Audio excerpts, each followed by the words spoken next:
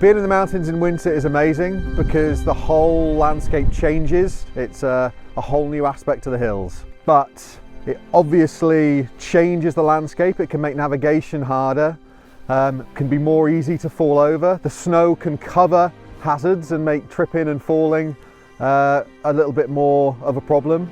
And if you do go over, if you twist an ankle or you have to stop for any reason, you can get cold really, really quickly.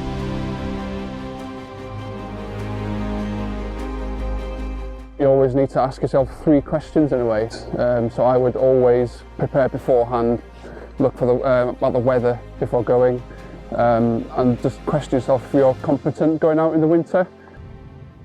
Remember to take out warm clothing.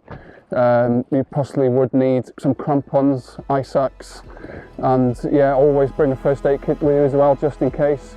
If you're coming down a slope in the winter on firm snow and you start sliding, it might be really, really hard to stop sliding, especially if you don't have an ice axe with you. So the Met Office is great. You can get really specific weather for the different hills. And that's really important because low down it might be like it is today, so it'll be really grey and claggy, but that getting colder moving up means it could be really snowy and icy further up.